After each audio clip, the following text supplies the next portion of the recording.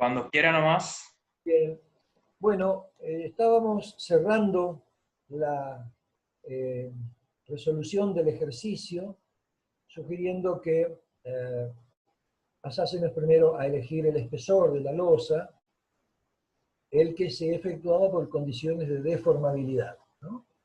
De manera tal que si cumplimentamos, según las prescripciones del reglamento, si en general cumplimentamos la adopción por procedimientos, por ecuacionamientos, el espesor de la losa, o bien por tablas, en general estaríamos eximidos de hacer una verificación analítica de deformaciones, lo cual para procedimientos simplificados o manuales en losas cruzadas es todavía más complicado que en losas derechas.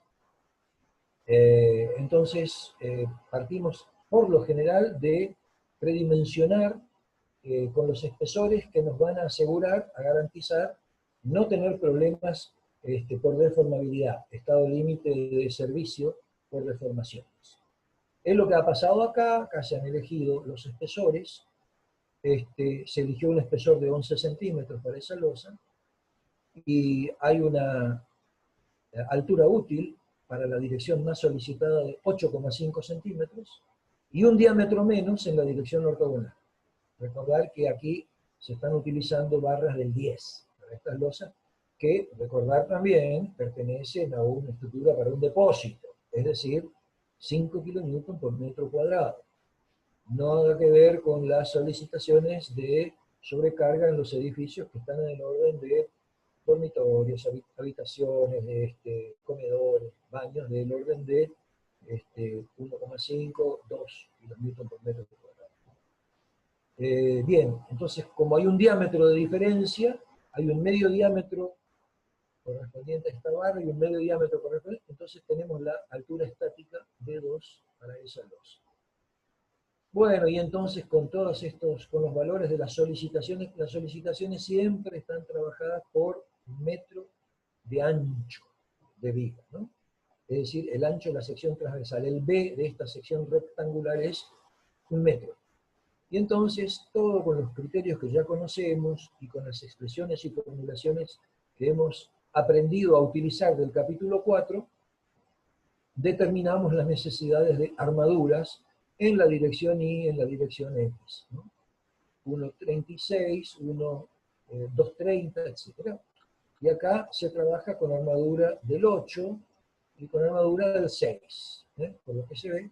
Entonces hay alguna diferencia respecto de los diámetros, pero sobre todo me interesa mostrar que la dimensión máxima está controlada por la expresión de 25 diámetros, 15 centímetros.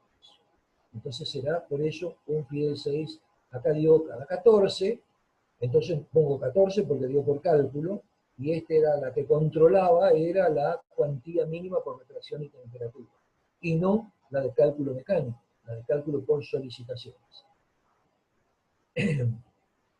Bueno, lo mismo después hay que hacer en las secciones de apoyo. Acá hay un tratamiento respecto de qué hierros doblo de la losa 1, qué hierros doblo de la losa contigua. Eso quiero que ustedes lo revisen en forma, hay que ser más minucioso, más prolijo, y es bastante difícil hoy para esta reunión dedicarle todo ese tiempo. Finalmente está el dimensionamiento por resistencia al corte, dije que va a pasar a ser estudiado, ustedes lo van a poder revisar cuando hayamos completado el diseño por estados límites de resistencia o últimos a corte, que va a empezar, Dios mediante, la semana que viene. También están los detalles de las armaduras y este doblado de armaduras, que es una parte muy importante en nuestro curso. En las aplicaciones prácticas va a ser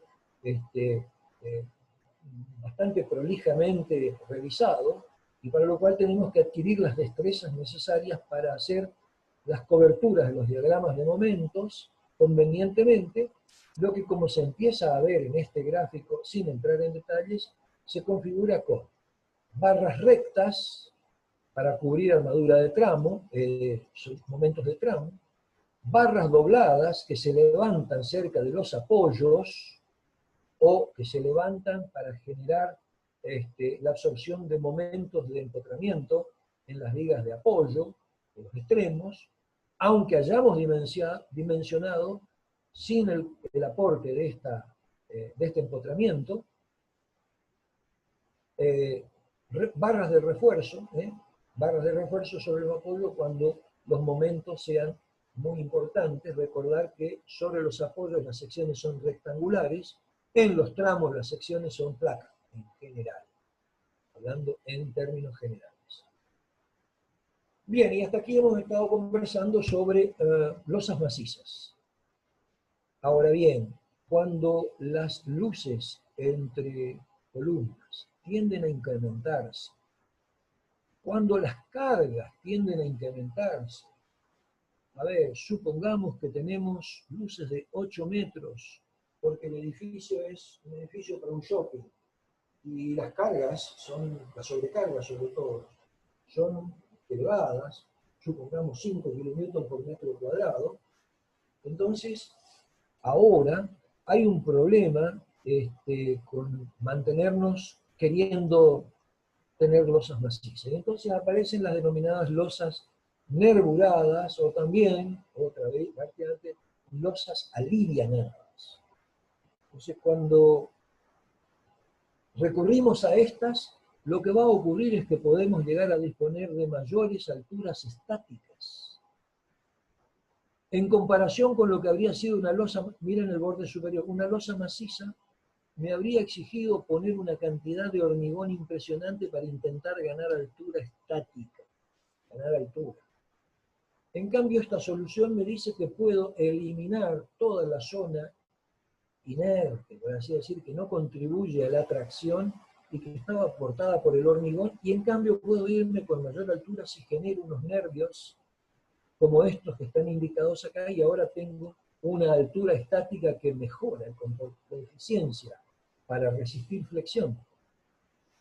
Esto se logra, en definitiva, con la generación de unos nervios de hormigón, ciertamente, de hormigón armado en principio, después podemos hablar de pretensado, y con unas capas de compresión que se generan en la zona en que la losa va a estar predominantemente comprimida, que es en las zonas de los centros de los tramos, en las zonas de los centros de los tramos. Ya después, al pasar sobre los apoyos, las losas empiezan a tener armadura negativa, porque los momentos son negativos al pasar sobre las columnas. Bien, entonces esto se puede lograr con encofrado premeditadamente colocado y recuperable, para el cual se usan encofrados de madera, que es lo más rústico y lo menos frecuente, encofrados metálicos, que es lo más habitual, o también encofrados de fibra de plástico, ¿no?, que vienen especialmente diseñados. Esos encofrados son recuperables y la silueta que queda en el entrepiso es lo de unos denominados casetones. Entonces quedan losas nervuradas en las dos direcciones, porque en la dirección perpendicular también acá se nota que hay un nervio que generan en general la misma altura. Y no se generan alturas de nervio diferentes, porque eso es muy costoso económicamente por razones constructivas. Pero cuando uno toma una decisión de economizar en encofrados, puede recurrir a las denominadas losas alivianadas, que consisten en depositar acá ladrillos cerámicos, o bien ladrillones de telgopor, o bien burbujas, elementos de burbujas que se disponen sobre el tablero directamente del encofrado, se hacen los arreglos y directamente se hormigona contra este material de relleno y liviano. Las burbujas son de plástico, en general de materiales plásticos, y entonces llegamos a generar estos entrepisos llamados alivianados, que no son exactamente lo mismo que el concepto de losas nervuradas, por lo que vamos a comentar a continuación. Las losas, repito, nervuradas son de una continuidad en hormigón, pero generada a expensas de encofrado recuperado. A eso le vamos a llamar en general losas nervuradas. Y las losas parientes, que son las losas alivianadas serían aquellas en que el hormigón se cuela directamente contra el elemento que aliviana en la losa. Bueno, pero el comportamiento es similar. Un caso particular sería el de utilizar losetas pretensadas, pero claro, ahora ya no tendremos un partido de nervaduras en las dos direcciones, sino que se comportarán prácticamente como losas derechas, unidireccionales. Pero se disponen viguetas en este lugar, en general vamos a suponer que llegan hasta la capa de compresión, los elementos alivianados, que son ladrillones cerámicos o ladrillones de telgopor. Bueno, lo que el reglamento propicia en su capítulo 8 es una serie de condicionantes dimensionales. Entonces dice lo siguiente, mira, el espesor de los nervios no puede ser inferior a 10 milímetros, el espesor en la parte más reducida, porque en general tienen un declive, un desplome, que está pensado para justamente poder desencofrar, en el caso de los que se desencofran. En el caso de esos entrepisos que se hacen muy frecuentemente y que la ciudad de Oberá ha sido medio pionera en haber hecho una proliferación de este tipo de soluciones, se han utilizado mucho los ladrillones cerámicos, ¿no? Y entonces ahí se pueden disponer los ladrillos cerámicos sobre el encofrado y estos nervios hasta podían ser casi rectangulares. Ya con los ladrillones de telgopor vienen configurados con forma que verdaderamente se parecen más a esta configuración. También se establece un límite máximo para la separación entre los bordes libres. No se puede superar los 80 centímetros. También se establece un límite para la altura del entrepiso. Y entonces no puede ser más grande que 3,5 veces la dimensión mínima. La dimensión mínima. Y el espesor de la losa, en general, es de 5 centímetros para arriba. Hay una especificación que permite ir hasta 4, pero es de lo más recomendable que la losa comprimida, la llamada capa de compresión, sea no inferior a 5 centímetros. Entonces acá se hace una separación en el reglamento entre lo que es una losa alivianada, con encofrado perdido, no se recupera, y entonces ahí sí le impone una condición de la capa de espesor no inferior a 20 milímetros o a la separación S dividido 12. El mismo criterio es para las losas nervuradas con losa y nervios monolíticos, pero le exige un poco más de espesor de capa de compresión. La rareza o la discriminación que se hace es porque se dice que en estos encofrados los tímpanos verticales de los elementos contiguos del nervio también colaboran. Entonces nosotros decimos pónganle 50 milímetros, muchachos, mínimo de capa de compresión. Es mínimo, y tampoco se va en general a valores superiores a 6 centímetros, 60 milímetros.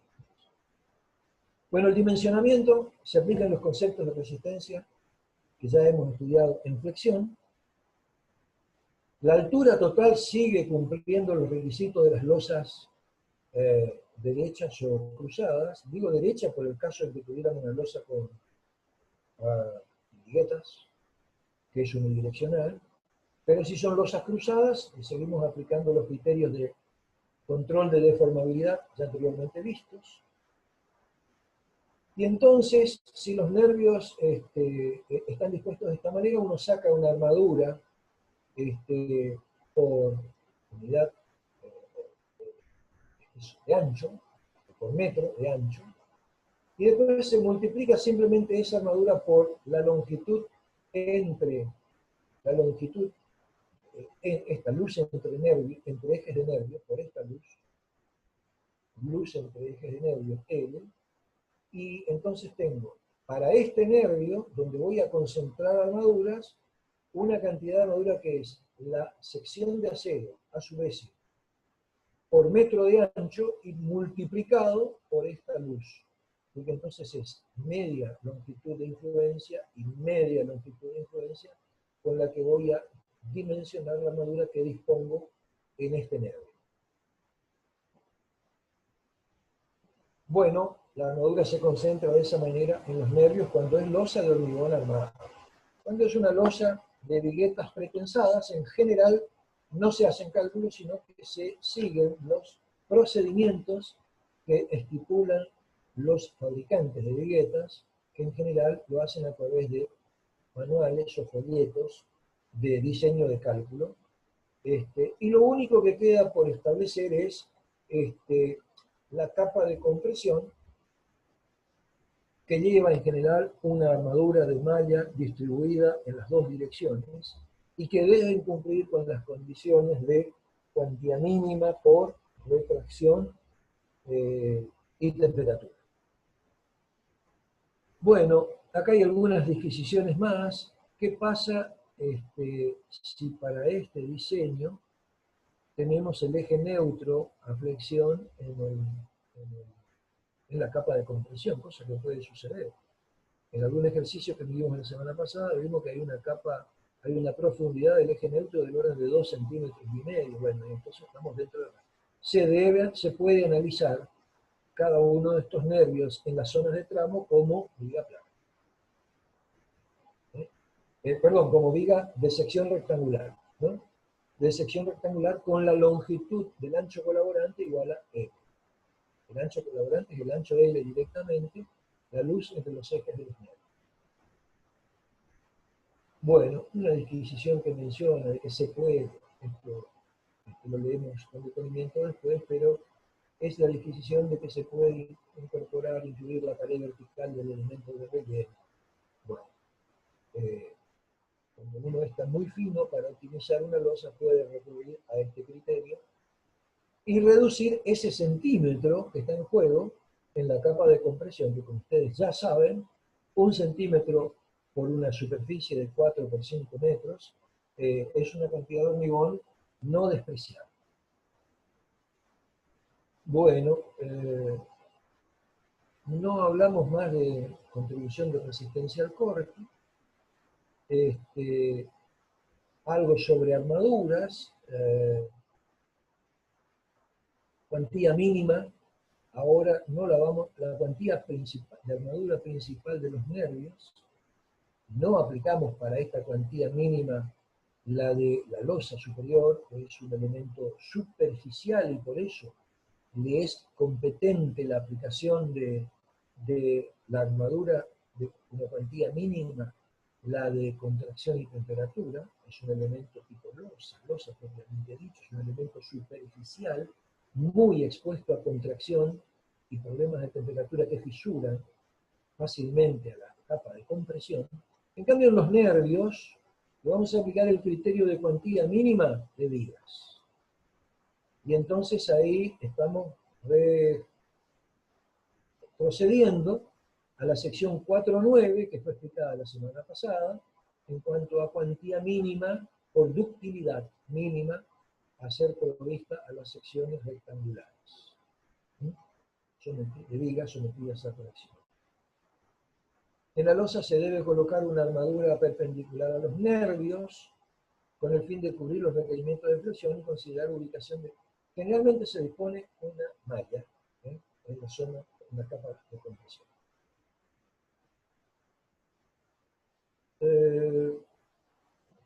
Bueno, unas disquisiciones que son solamente para leerlas. La anterior reglamentación exigía disponer, el reglamento del año 82, disponer nervios transversales en losas nervuradas en una dirección, cuando la luz era mayor de 6 metros, o la carga era mayor de un determinado valor. Estos nervios debían estar separados aproximadamente 10 veces la altura de la losa, o sea que uno cada 3 metros más o menos, así que...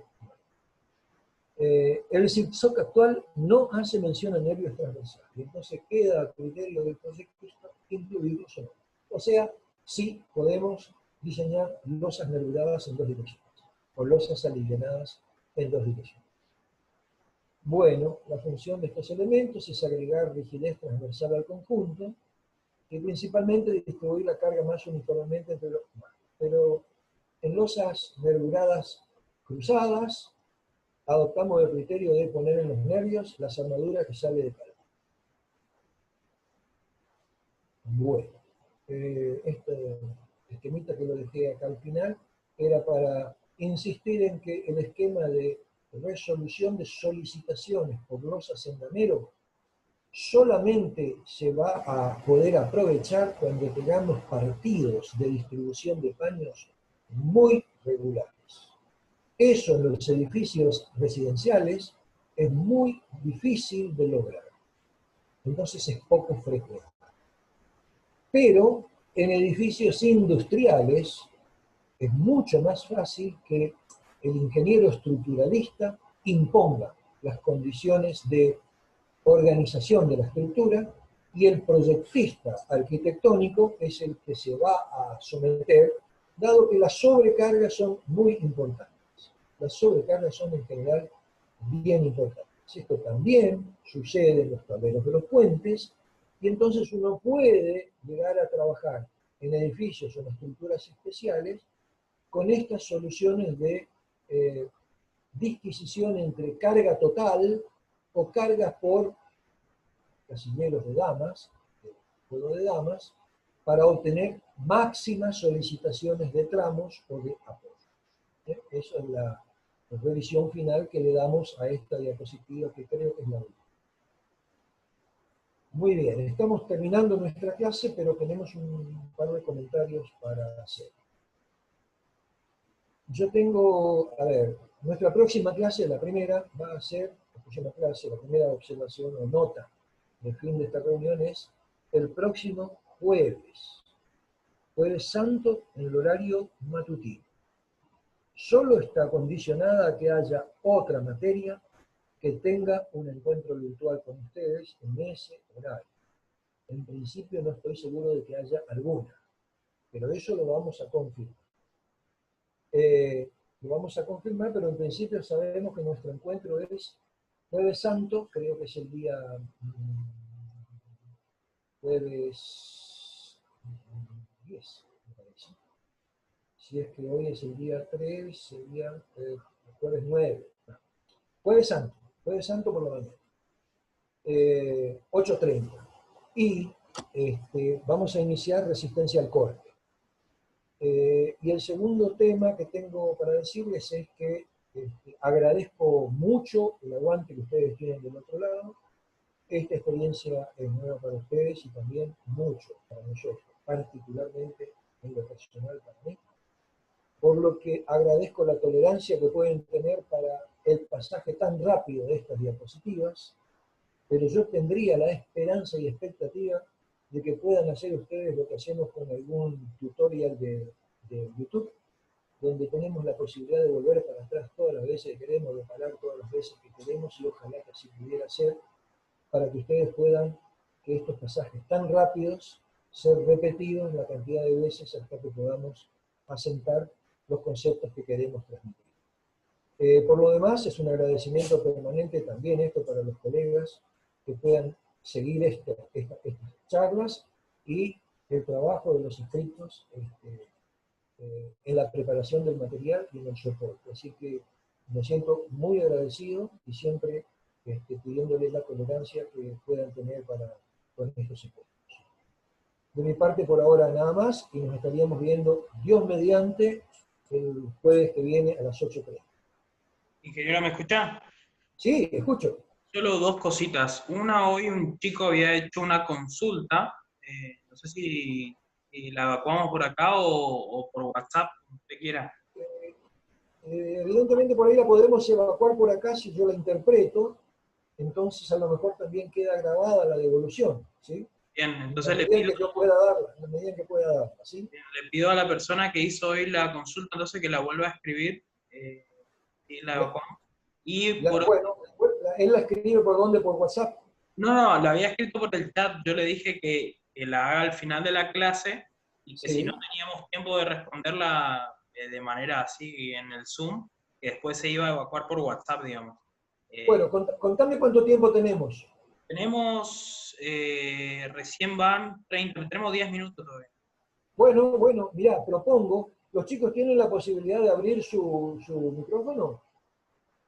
Sí, sí, ellos pueden hablar los que necesiten. Bueno, si tienen la posibilidad, podemos probar así. Si está escrita la pregunta, a lo mejor si alguien la puede leer vos mismo y yo trato de contestarla. Y si no, que él la pueda enunciar. Si a lo mejor la pregunta está ya, cuando está redactada parece más concisa la pregunta que cuando uno la formula oralmente, pero es más amplia cuando se formula como sea. Me parece que es posible que se pueda utilizar cualquiera de las dos maneras. Bien, entonces no me acuerdo quién había hecho la consulta, que si quiere abrir su micrófono y hacer la pregunta, y si no tiene micrófono por el chat también puede ser. Hago por micrófono, ahí escribieron en el chat. Bien, esperamos un segundito. Otra cosita, ahí los chicos estaban diciendo que no hay otra clase el jueves que viene, no hay otra clase Bueno, planificada. me sentiría muy a gusto y con plena satisfacción de poder volverlos a encontrar el jueves entonces a las 8:30. Bien. Bueno, hacé la pregunta, JM, un segundito ahí.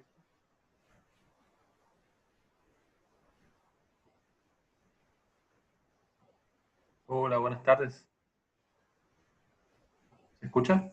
Sí, Sí, Sí, buenas tardes, profe, ¿cómo le va?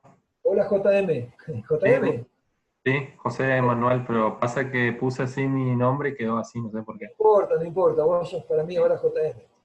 Dale. En principio quería agradecerle por toda la predisposición de parte de la cátedra, porque la verdad que ayuda muchísimo, digamos, que usted nos dé clase de alguna manera, porque los contenidos son medio complicados para abordar por uno mismo.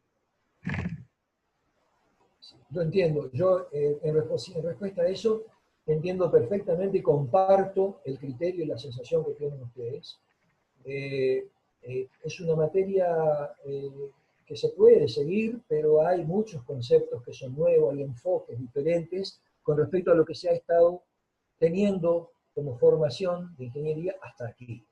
Entonces uno entiende que eso lleva tiempo, entender los planos de deformaciones últimos y todo el jueguito ese de la flexión, no es una tarea sencilla aquí y antes, ya lo era. A Bueno, la pregunta que quería hacer es acerca de alfa, ¿no es cierto?, que relaciona las rigideces de la losa y la viga, ¿no es cierto? Hay sí. tres valores, menor a 0,2, entre 0,2 y 2, y 2, ¿no es cierto? El tema es qué valor, digamos, uno podría considerar para obtener una luz de cálculo, digamos, porque sabemos que cada uno está en función de la rigidez de la losa y la viga, ¿no es cierto? A ver, Esa sería mi duda. estoy con la pantalla, no sé si la tenés a la vista, estoy con Sí. una pantallita de apoyo. Vos me decías, a ver si repito, ¿qué luz poder adoptar, decís vos? ¿Qué valor de alfa para poder hacer un prediseño de una luz, por ejemplo? ¿Cuál sería más factible, digamos? Bueno, yo en realidad creo que para el diseño de la luz en las losas uno tendría que, a ver, eh, o ado- eh, las luces en las losas en general están determinadas por el partido estructural que en general no es libre, sino que me lo define, yo las columnas las tengo que ubicar en determinadas posiciones a partir de un plano de arquitectura. Esto por lo general suele definir el trazado de las vigas y así se va generando en general el partido de losas, el apañamiento de losas, o sea, la configuración de las losas. No es que yo tenga libertad para elegir la luz de la losa en el caso más general. En los puentes también hay una serie de criterios prácticos que ya vienen sugiriendo algunos rangos de luces. ¿Qué podemos decir sobre elegir luces? Si es que interpreté bien la pregunta. Las luces se eligen en el orden de lo que, a ver, habitualmente son los proyectos estructurales de edificios residenciales ordinarios. No tenemos luces mayores de 4 o 5 metros. Hay luces que son muy frecuentemente entre 3 y 4 y entre 4 y 5. Y no cambia demasiado las luces. Algunas especiales podemos irnos, cuando se trata de unas losas derechas, podemos llegar a tener luces de 6-7 metros, pero la luz corta, que es la luz en la que va a trabajar la losa, en una losa derecha, también está en el orden de las magnitudes que te dije. Entonces, cada estructura, cada tipo estructural puede llegar a tener un rango de longitudes que ya están dados por la experiencia práctica y que alguien nos lo puede susurrar. Alguien puede ser un compañero, una tabla, un profesional, colega, que ya está trabajando. Y entonces, esos datos de luces en general no son los que nosotros ponemos de partida.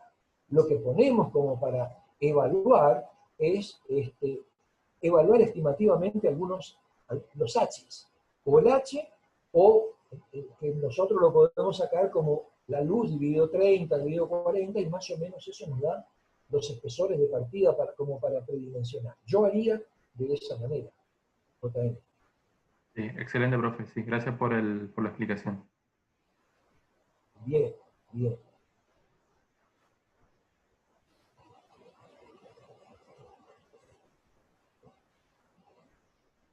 Bueno, quedan 5 minutos. ¿Alguien se anima con otra pregunta? Tratamos de responder.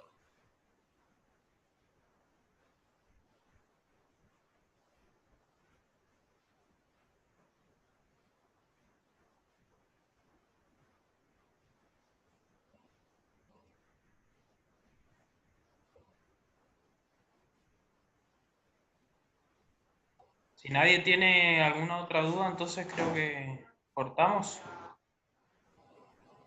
Dejo una observación para los estudiantes. En estas cuestiones conceptuales, si les quedan algunas dudas, estaría bueno que las carguen al Moodle. Y entonces, por ahí las ponen, y entonces principalmente hagan solamente la referencia que tenga que ver con la clase de teoría. Esto me sirve a mí porque entonces son las que yo le puedo dar prioridad para responderlas. Habrán observado que tenemos un criterio de cátedra en general de que solo de manera complementaria, pero muy complementaria, yo procuro contestar algunas preguntas de práctica, de los ejercicios de práctica. En ese caso, si ustedes se animan a poner preguntas de teoría dirigida para la charla de tal día o una cosa así, o hablando de tal apartado, y entonces yo enseguida interpreto, tomo la pregunta y trato de contestarla, si les parece. Pero es bueno que queden registradas en el aula de Moodle, ¿sí?